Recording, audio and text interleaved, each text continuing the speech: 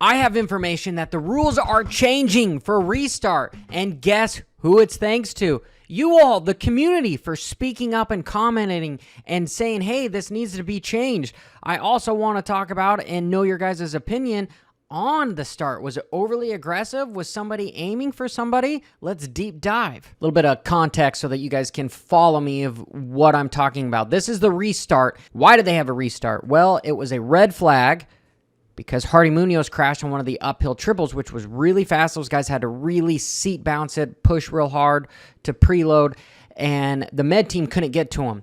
The mules couldn't make it up the hill, so they needed more time, hence the restart. However, already 50% of the race had already been completed, and Deegan was out front around 9 seconds. So is it really fair to have this kind of level of a restart where it's just plain and simple do-over? No, a lot of people were upset about it, and I talked to the powers that be, and they are changing the rules. What are they changing the rules to? Well, just unfiltered. This is part of my conversation, and they told me, MX Sports, we are working on a change for next year, but not for next week. I'm suggesting lining back up on the gate by position, 1 on the inside, then 2, 3, 4, and release them one at a time, 1 through 40. But this one on Saturday was just weird, 25 more seconds, and it would have been completed. It has never happened in 50 years. Yeah, I have never seen a restart happen this late in the moto, and I'm 33, so I completely agree. And again, hats off to everyone that spoke up, because there's a saying, you cannot change what you are not aware of, but once you become aware, you cannot help but change. Let's go into the rules before we get into all of the speculation on stuff. The rules for motocross is if a race is stopped after 1 lap is completed, everyone just starts back up again, staged based on their position prior to the red flag. And should the race be stopped 20 minutes or more have elapsed, then the race is considered finished. That is very different than Supercross, where Supercross, it's if the race is stopped with fewer than 3 laps, it originally restarts like normal, or after 3 laps is completed, which in Supercross, that's like 3 minutes, and it's less than 90% of the total distance, then everyone will be staggered. And I think we wanted to see staggered. And so as far as what MX Sports told me, as far as releasing them 1 through 40 from the inside gate, I think that is perfect, because yeah, it would be increasingly difficult to have 40 riders. You'd have to have a really long start, which motocross does, and it might look a little silly. It would honestly be really cool to have 40 gates and then have each of the gates work independently off of the compression, to where it's like, okay, inside go, and it drops, and then goes and it drops, and goes and it drops, and goes and it drops. That would be cool. Honestly, I think that would be better for Supercross even as well. So it is changing thanks to you guys. I've said it again.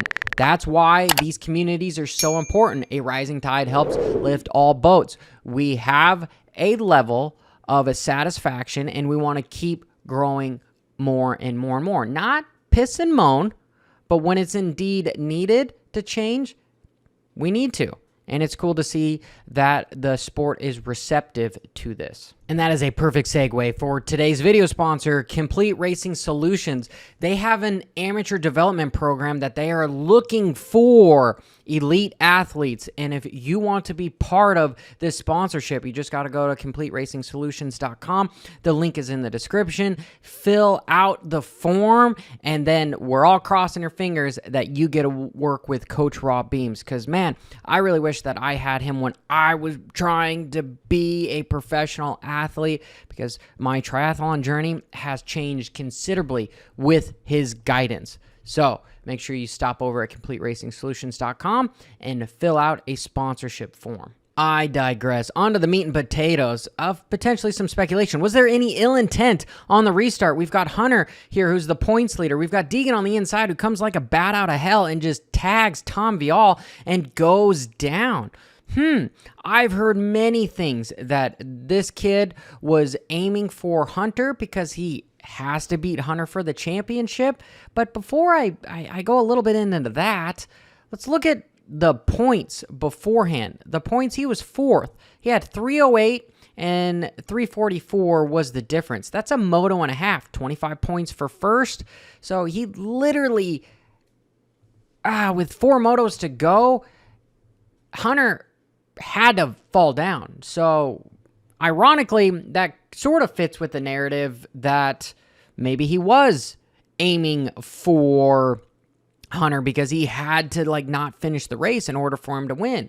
Do I think that is what happened? No, but I understand people's argument. But you could also argue that he's so far back in the points that why bother? Why bother? But then you can also make the argument that he's a young kid that has been turning heads, and he's always been known for aggressive riding. So, there you go. I am on the latter, saying that, no, he was just frustrated, and he wanted to go in there and make a statement and win. He wanted to win the moto, and in order for him to win, he has to get out front. So we'll watch this again.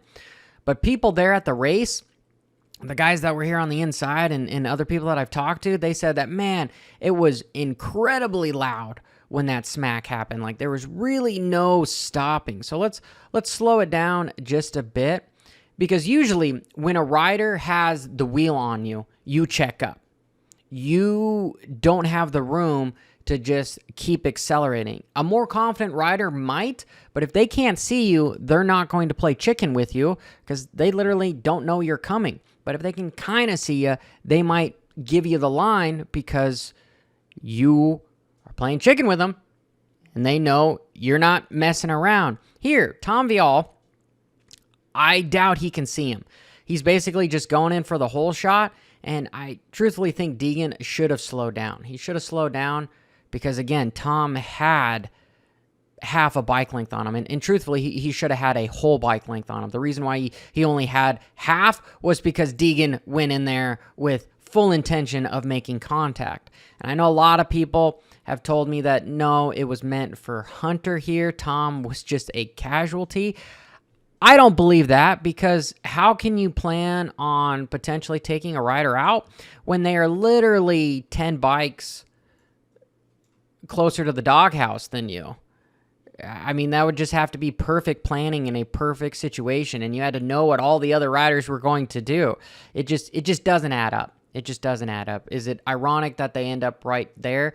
Yeah, and truthfully, because of that hit, Deegan goes down, and his championship hopes are pretty much over, because after that, you see now he's 329 to 391. He's pretty much has to win the next 3 motos, and well, there's not even 3 motos.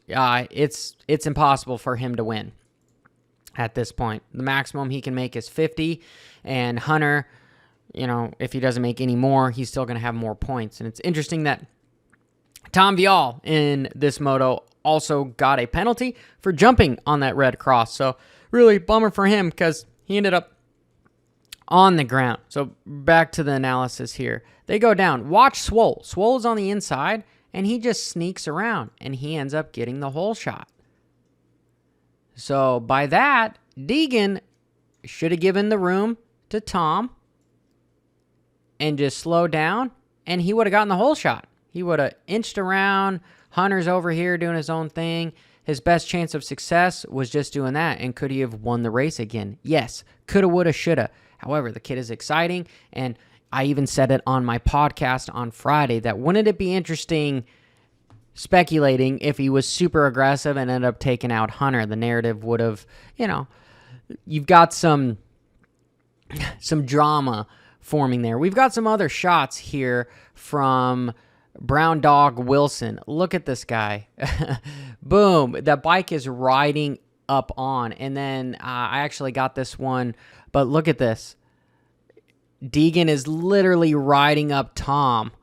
Wow. Crazy, crazy, crazy. I want to know what your guys' opinion is. I gave you mine. Now it's your turn to give me yours. And As always, I got to thank you guys for subscribing to this channel. It helps out a bunch. And guys, again, thanks to you, the rules are changing. This has happened multiple times. We got a rule changed in Supercross, and now we are getting rules changed in motocross for the betterment of the sport. The betterment. We're not here to take it down.